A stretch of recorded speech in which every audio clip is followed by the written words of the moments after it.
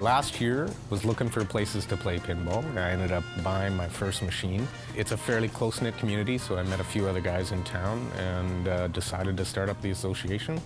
I knew other places were doing it, Vancouver Regional Association, they have quite a large membership. And I discussed it with their founder, Kyle, and he basically showed me the ropes, and I got a website up and running, and away it went.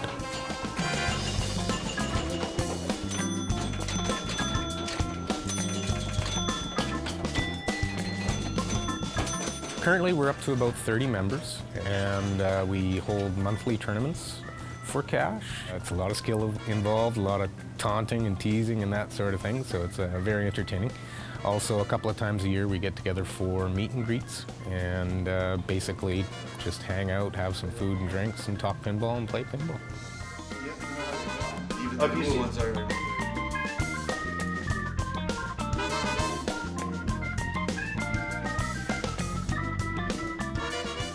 I guess it started, of course, when I was a teenager back in small town Saskatchewan, and we'd go to the local hotel and play a bit of pinball, and always had a lot of fun doing it. And maybe about 5 years ago or so, I seen a ad for some pinball machines at a flea market, bought one, and me and the kids had a lot of fun. We had a couple of thousand games racked up on it, and I was getting scared we were going to wear it out, so I decided I should get another one, and it just kind of went on from there.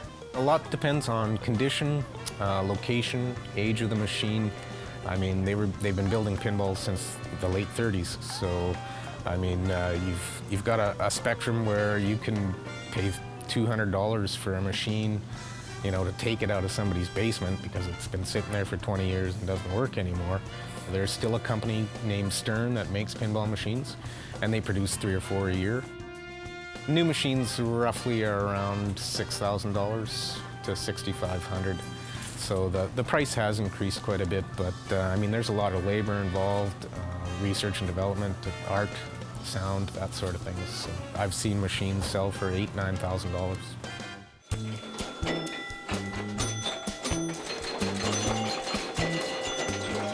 The hunt is very, very intriguing.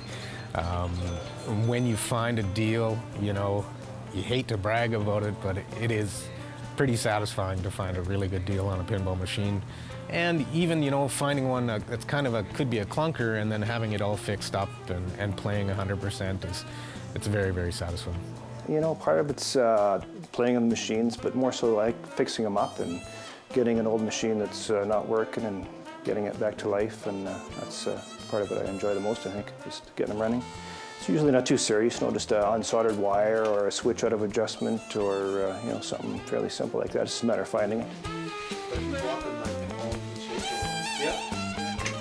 At the end of the game, occasionally you can win a free game, which is also unusual as opposed to video games where typically your game is over.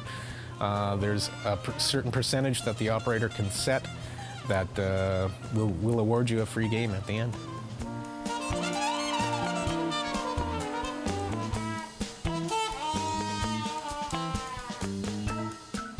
You can have an emotional attachment to machines.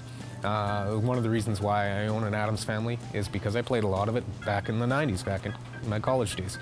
And it's so much fun. It's a very social game as well when you play with other players. It's fun to play by yourself, but it's always funner to play with a couple of buddies. Just playing here, we've met a few guys who ended up joining the association because they came because they heard about pinball.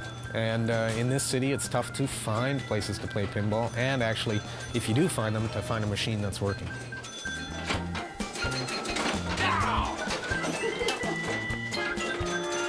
I'd like to encourage everybody to, you know, if you see a pinball on location, you know, plug a loonie in.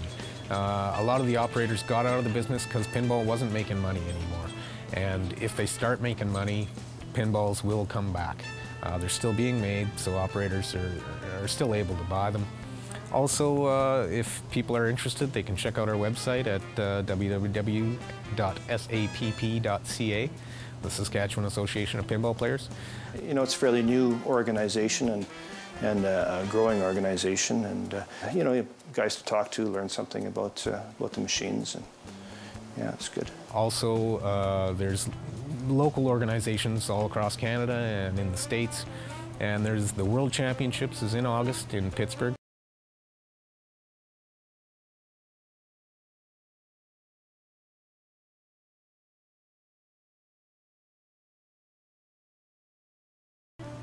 And we're hoping to send a member down this year. We'd end up having a tournament, and the winner will probably, hopefully get some funding to get down there and represent us on the world scene.